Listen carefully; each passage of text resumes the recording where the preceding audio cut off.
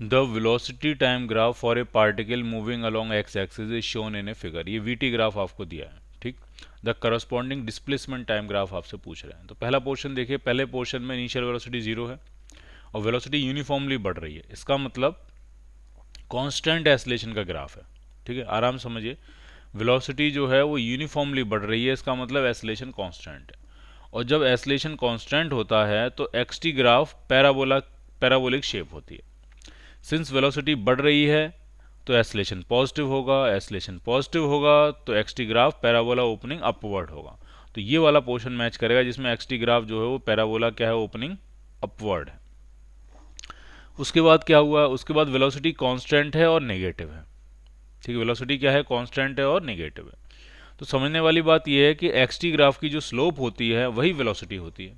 XT graph की slope ही क्या होती है, वेलोसिटी। अगर वेलोसिटी कांस्टेंट है और नेगेटिव है, इसका मतलब एक्सटी ग्राफ की स्लोप जो होगी वो कांस्टेंट होगी और नेगेटिव होगी। तो एक्सटी ग्राफ की स्लोप जो कांस्टेंट है और नेगेटिव है वो ये है, वो यहाँ पे भी है, ठीक है। ये भी है और ये भी है, बट इस वाले में पहला पोर्शन नहीं मैच कर रहा है, तो आंसर आपका क्या बनेगा, डी पार्ट। आंसर बनेगा आपका डी पार्ट। इसमें आपको v और x का ग्राफ दिया है और ax ग्राफ पूछ रहे हैं आपसे, ठीक है। तो कैसे टैकल करेंगे इसमें वो समझिए आप। देखिए, सबसे पहली बात तो ये ग्राफ को देख के समझ में आनी चाहिए कि स्लोप वेलोसिटी जो है वो कम होती जा रही है, वेलोसिटी डिक्रीज कर रही है। वेलोसिटी डिक्रीज करेगी तो ये समझ में आया कि एस्लेशन जो होगा वो नेगेटिव होगा। वन डायमेंशनल मोशन में एस्लेशन कैसा होगा, नेगेटिव। तो ये वाला ग्राफ तो बनेगा नहीं आपका, ठीक है। एस्लेशन नेगेटिव वाला ही बनेगा, तो यहाँ नेगेटिव है, यहाँ नेगेटिव और यहाँ नेगेटिव, ठीक। दूसरी बात, अगर वी एक्स ग्राफ दिया हो तो एस्लेशन हम फाइंड कैसे करते हैं, तो जो एस्लेशन हम फाइंड करते हैं वो होता है आपका v times D V by D X. D V by D X तो होगी इसकी slope, D V by D X क्या होगी, इसकी स्लोप। नेगेटिव होगी स्लोप, कांस्टेंट और नेगेटिव, और वेलोसिटी से मल्टीप्लाई करते हैं तब एस्लेशन मिलता है। तो अगर मैं पूछूं बताओ, जब वो particle x equal to X not पे होगा तब एस्लेशन कितना होगा, तो x equal to X not पे वेलोसिटी जीरो है, और जब वेलोसिटी ही जीरो होगी तो एस्लेशन भी क्या हो जाएगा आपका जीरो। यानी आपको वो ग्राफ देखना है जो नेगेटिव डायरेक्शन में बना हो, यानी एस्लेशन नेगेटिव हो, और जिसका x equal to X not पे एस्लेशन क्या हो जाए, जीरो। तो x equal to X not पे एस्लेशन सिर्फ यहाँ जीरो हुआ है, देख लीजिए आप ढंग से। इसमें भी जीरो नहीं हुआ है और इसमें भी जीरो नहीं हुआ है, तो इसका मतलब आंसर जो बनेगा वो क्या बनेगा आपका, ए पार्ट।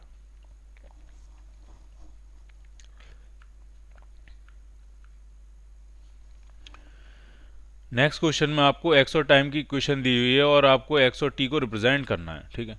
तो जो एक्स है वो आपको दिया है 1 - t - t² और करेक्ट रिप्रेजेंटेशन क्रिएट करना है, ठीक है। तो पहली बात तो आपको ये समझ में आनी चाहिए कि अगर हम टी की वैल्यू 0 डालेंगे तो एक्स कितना आ जाएगा, एक्स आएगा 1। इसका मतलब ग्राफ एक्स इक्वल टू 1 से शुरू करेगा, तो ये वाला ग्राफ नहीं हो सकता, ठीक।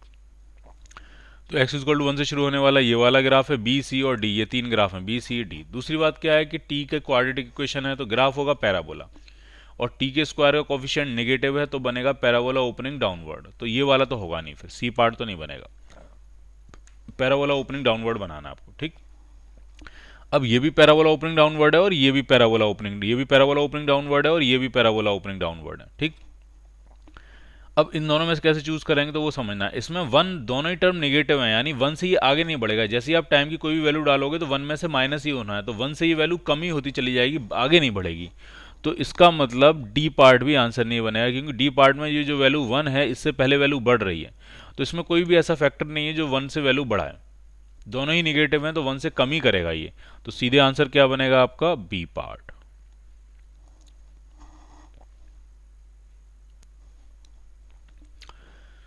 The vertical height of point P above ground is twice that of Q, ठीक है। कुछ इस तरह की सिचुएशन है, मान लिया ये ग्राउंड है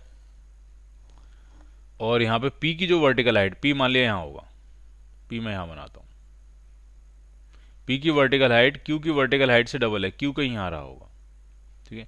Q की हाइट मान लेते हैं h है, तो P उससे भी और h ऊपर हाइट पे है, तो P की हाइट टोटल कितनी हो जाएगी, 2h, ठीक।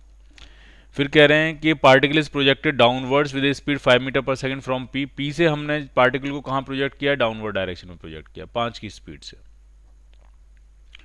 और उसी टाइम पे क्यू को हमने अपवर्ड प्रोजेक्ट किया है 5 की स्पीड से, ऐसा क्वेश्चन में कह रहे हैं, ठीक है। और कह रहे हैं दोनों both particle reach the ground simultaneously, दोनों पार्टिकल जो है ग्राउंड जो पहुंचेंगे, ये मान लिया ऐसे इस तरह से ग्राउंड पे जाएगा और ये थोड़ा ऊपर जाके फिर नीचे गिरेगा, और फिर दोनों पार्टिकल ग्राउंड पे पहुंचने का टाइम दोनों का सेम है, टी टाइम में पहुंच रहे हैं। तो हमसे पी क्यू के बीच की डिस्टेंस पूछ रहे हैं और टाइम पूछ रहे हैं, तो हम इक्वेशन बनाएंगे, ठीक है। डाउनवर्ड डायरेक्शन हम मान ले रहे हैं पॉजिटिव और हम पी की इक्वेशन बनाने जा रहे हैं, और सेकंड इक्वेशन बनाने जा रहे हैं S is equal to U T plus half A T square. Downward direction मानिए पॉजिटिव। तो P के बारे में पहले बताइए, तो P का डिस्प्लेसमेंट भी डाउनवर्ड है, Q का डिस्प्लेसमेंट भी डाउनवर्ड है, तो डिस्प्लेसमेंट पॉजिटिव आएगा। तो P का डिस्प्लेसमेंट कितना आएगा, तो वो आएगा 2h। P की इनिशियल वेलोसिटी भी पॉजिटिव मानी जाएगी 5t, और एसलेशन तो पॉजिटिव है ही, हाफ जी टी स्क्वायर, जी की वैल्यू भी 5 मान लेते हैं इंटू टी स्क्वायर। ये P की इक्वेशन बन गई। P का डिस्प्लेसमेंट, इनिशियल वेलोसिटी और एसलेशन तीनों ही क्या हैं, पॉजिटिव है। अब जरा Q की इक्वेशन बनाते हैं। Q का डिस्प्लेसमेंट कितना होगा, Q थोड़ा ऊपर जाएगा, पहले थोड़ा ऊपर जाएगा फिर नीचे करेगा, लेकिन ओवरऑल डिस्प्लेसमेंट तो उसका h ही होगा। तो Q का डिस्प्लेसमेंट h होगा इक्वल टू इनिशियल वेलोसिटी कितनी है -5t प्लस एसलेशन कितना होगा हाफ, सॉरी जी की वैल्यू 10 डालनी है हमने यहाँ पे, 2 से कैंसिल करने के बाद 5 बचेगा ये, ठीक है। ये 2 से कैंसिल करने के बाद 5 बचेगा, ठीक है। तो प्लस हाफ जी की वैल्यू 5t स्क्वायर, ये दो इक्वेशन बनी, ठीक। अब अगर इन दोनों इक्वेशंस को डिवाइड करें तो आपको टाइम मिल जाएगा, और टाइम की वैल्यू वापस डालेंगे तो हाइट मिल जाएगी। तो कर ही लेते हैं। अगर हम डिवाइड करें, ये Q की इक्वेशन थी ये वाली, तो फर्स्ट अपॉन सेकंड अगर करें तो इधर आ जाएगा 2, इधर कितना आएगा, तो 5t लग रहा है कॉमन आ जाएगा, यहाँ पॉइंट नहीं है, ये 5t कॉमन आ जाएगा, तो यहाँ बचेगा आपका 1 प्लस टी अपॉन, इसमें भी 5t कॉमन ले लेंगे तो यहाँ कितना बचने वाला है -1 प्लस टी, और ये 5t से 5t कैंसिल, 2 से मल्टीप्लाई कर लेते हैं, -2 plus 2t is equal to 1 plus T. तो यहाँ t जो आएगा वो आपका 3 सेकेंड्स आ जाएगा, जो टाइम है वो कितने सेकंड है, 3 सेकेंड्स, 3 सेकंड का टाइम है, टाइम ऑफ फ्लाइट 3 सेकंड है, ठीक। और पी क्यू के बीच की डिस्टेंस निकालनी है, तो टाइम पता लग गया, तो इस वाली इक्वेशन में टाइम की वैल्यू डाल देते हैं। एच निकालनी है आपको, पी और क्यू के बीच की डिस्टेंस किसी से भी निकाल सकते हो, चाहे ऊपर वाली इक्वेशन से या नीचे वाली इक्वेशन से। तो चलो टाइम डालते हैं इसमें 3 सेकंड्स, तो एच इज इक्वल टू -15 तो यहाँ हो जाएगा, प्लस 45 यहाँ हो जाएगा, तो कितना टाइम आ जाएगा 30, कितनी हाइट आ जाएगी 30 मीटर। तो उनके बीच का गैप भी जो होगा वो 30 मीटर ही होगा। तो ए भी ठीक है आपका, बी भी ठीक है, both are correct, so your answer is C part.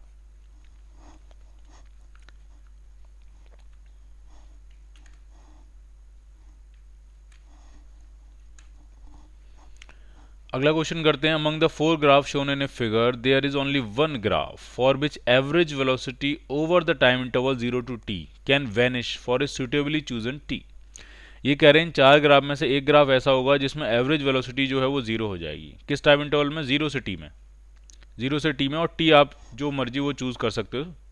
Can we मतलब सुटेबली चूजन में लिखा हुआ है, तो मतलब अपने हिसाब से आप चूज कर सकते हो जो भी सुटेबल होगा, लेकिन 0 से t में एवरेज वेलोसिटी 0 होनी चाहिए। तो एवरेज वेलोसिटी तब 0 होगी जब डिस्प्लेसमेंट 0 होगा, और डिस्प्लेसमेंट तब 0 होगा जब पार्टिकल जिस इनिशियल कोऑर्डिनेट से चला उसी कोऑर्डिनेट पे वो वापस आएगा। तो जरा चेक करते हैं, पहले वाले में वो यहाँ से चल रहा है, क्या पूरे मोशन में उसी पॉइंट पे वापस आ पाया, नहीं आ पाया। ये तब वापस आता जब ये ग्राफ पूरा यहाँ तक दिया होता, तब हम कहते कि ये देखो वापस आ गया यहाँ पे, ठीक है। तो पहला आंसर नहीं बनेगा। दूसरा आंसर बन जाएगा क्योंकि यहाँ से चला और ये कुछ देर के बाद उसी लोकेशन पे वापस मिल जाएगा, यहाँ इस टाइम पे, ये पर्टिकुलर टाइम होगा, कैपिटल टी मान लेते हैं इसको, इस टाइम पे वो वापस से उसी कोऑर्डिनेट पे आ गया, पहले ऊपर एक्स में गया फिर वापस नीचे आ गया, ठीक। तो इस टाइम को अगर आप चूज करोगे, ये वाला टाइम अगर आप चूज करोगे, तो यहाँ पे एवरेज वेलोसिटी क्या हो जाएगी, 0। तो यही आपका आंसर बनेगा बी पार्ट। सी में यहाँ से चलना शुरू किया उसने, इस पॉइंट से यहाँ से कहीं चलना शुरू किया होगा इस तरह से, तो दोबारा वहाँ पे कभी नहीं आ रहा है, एक्स कम होता जा रहा है, कम होता जा रहा है, और एक्स 0 की तरफ जा रहा है, तो ये भी आंसर नहीं बनेगा। और डी में ओरिजिन से चलना शुरू किया, दोबारा ओरिजिन पे कभी नहीं आया है, यहाँ तक का ग्राफ दिया उन्होंने, तो इसमें भी एवरेज वेलोसिटी 0 नहीं होगी।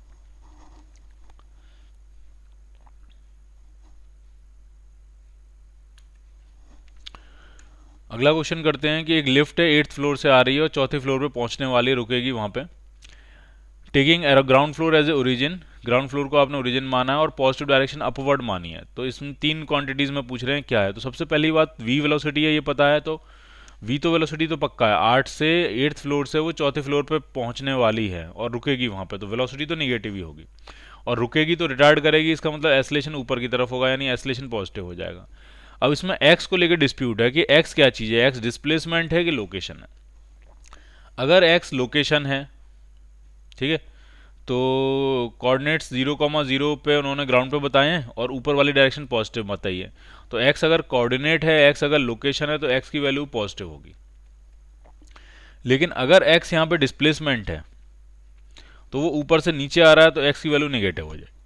मुझे ऐसा लगता है x लोकेशन होगी। x क्या होगी? लोकेशन। तो x क्या होगा? पॉजिटिव। जा रहा है नीचे तो वेलोसिटी होगी नेगेटिव, बट नीचे जा रहा है और ब्रेक लगा रहा है, चौथे फ्लोर पर रुकने वाला है, तो एस्लेशन ऊपर होगा, तो एस्लेशन होगा पॉजिटिव। ठीक है, तो आपका आंसर क्या बनेगा? C part.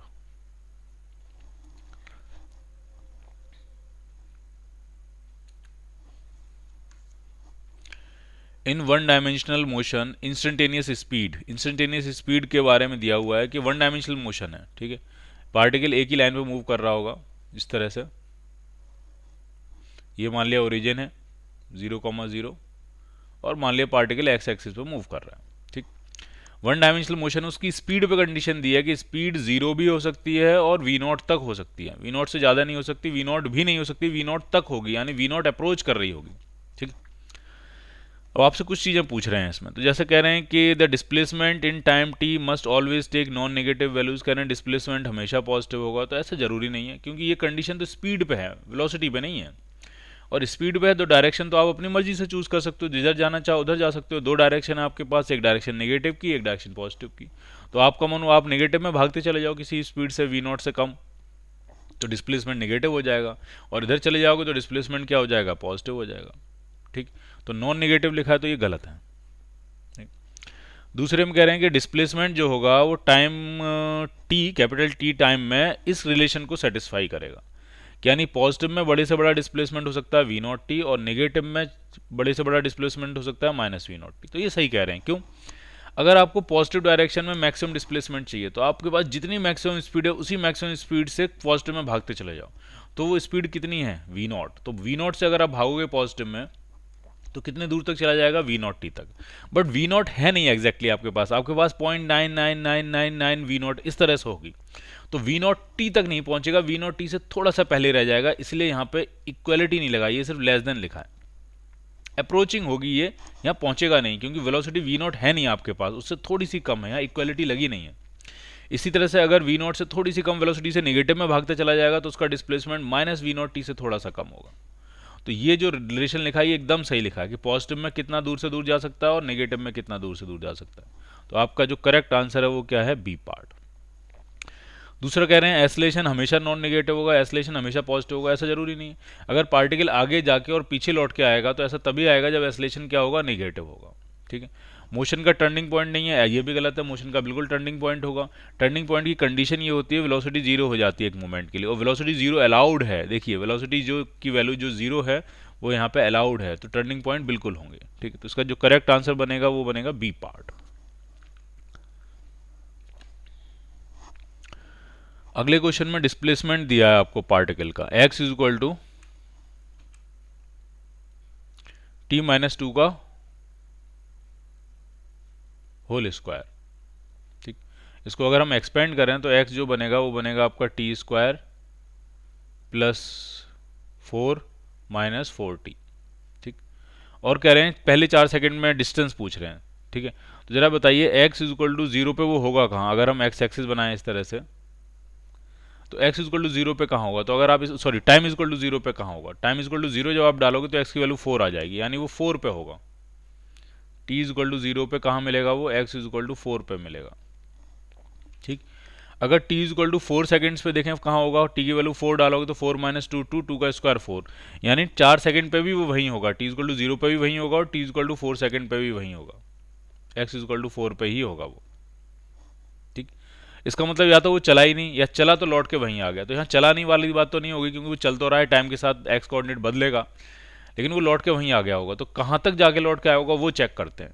तो यू टर्न की पहचान ही क्या होती है, वेलोसिटी जीरो। तो पहले निकालेंगे velocity D x by D T करके, उसको डालेंगे जीरो, और कहाँ कहाँ कब यू टर्न मारा वो पता लगेगा आपको, 2t माइनस 4, उसको हम डालने जा रहे हैं जीरो, तो टाइम आ गया 2 सेकंड। 2 सेकंड पे इसने यू टर्न मारा है।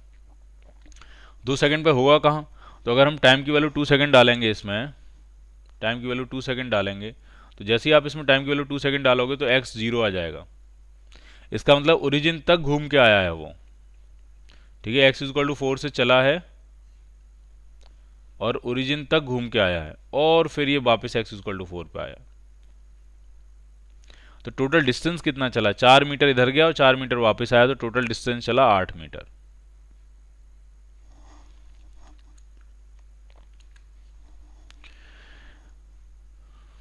ए parachutist after bailing out 50 metre without friction, कोई पैराशूट लेके कूद गया और 50 मीटर तक तो बिना फ्रिक्शन के वो आया, कोई फ्रिक्शन नहीं आया, ठीक। तो अंडर ग्रेविटी गिरा होगा फिर, ठीक है, अंडर ग्रेविटी गिरा होगा, जी 10 के एसलेशन से गिरा होगा अंडर ग्रेविटी 50 मीटर। तो कितनी वेलोसिटी गेन कर लेगा यहाँ पे, v, तो v आ जाएगा under root 2 G H, under root 2 G की वैल्यू 10, h कितना है आपका 50, तो ये आ जाएगा अंडर रूट 1000, ठीक है। अंडर रूट 1000, 10 रूट 10 लिख सकते हैं, अंडर रूट 1000 ही रहने देते हैं, कोई दिक्कत नहीं। अंडर रूट 1000 जो है वो मीटर पर सेकंड की स्पीड गेन कर लेगा। उसके बाद जैसे उसने पैराशूट खोला तो डीएसलेट कर रहा है, अब डीएसलेट कर रहा है 2 के रेट से, 2 मीटर पर सेकंड स्क्वायर के रेट से डीएसलेट कर रहा है, और आराम से जमीन पे पहुंच जाए, यानी जब वो जमीन पे पहुंचे तो उसकी फाइनल वेलोसिटी ऑलमोस्ट क्या होगी, जीरो, ताकि वो आराम से जमीन पे उतर जाए। तो कितना डिस्टेंस और ट्रेवल कर लेगा, तो इनिशियल वेलोसिटी आपको पता है, फाइनल आपको पता है, रिटार्डेशन पता है, ये वाली हाइट और निकाल लेते हैं। तो थर्ड इक्वेशन लगा रहे हैं, V square is equal to U square minus 2ah, ये इक्वेशन लगाया। माइनस इसलिए लगाया क्योंकि रिटार्डेशन है, फाइनल वेलोसिटी जीरो है, इनिशियल का स्क्वायर करोगे तो ये 1000 आ जाएगा, माइनस ये h आपको निकालना। तो h जो यहाँ से आ गया वो 250 मीटर आ गया, 250 मीटर और जाएगा तब आराम से उसकी वेलोसिटी जीरो हो पाएगी और वो आराम से उतर पाएगा। तो टोटल कितनी हाइट पे बेल आउट किया उसने, at what height did he bail out, कितनी हाइट पे, तो 250 मीटर तो ये हो गया और 50 मीटर ये हो गया, तो टोटल जो हाइट आ रही है वो कितनी आ रही है आपकी 300 मीटर। अब हमने जी की वैल्यू 10 ली है तो हमारी 300 आ रही है, ठीक है, वरना 300 से थोड़ा सा कम आएगी, ठीक है। तो यहाँ पे जो बेस्ट आंसर मिल रहा है वो क्या आंसर मिलेगा आपको, ए पार्ट, ठीक है। फिर भी आपको कभी 9.8 नहीं लेना है, हम हमेशा 10 ही लेंगे और जो नियरेस्ट आंसर होगा वो टिक कर देंगे, अननेसरी कैलकुलेशन को मुश्किल नहीं बनाएंगे, ठीक है। तो आपका आंसर क्या बनेगा इसमें, ए पार्ट।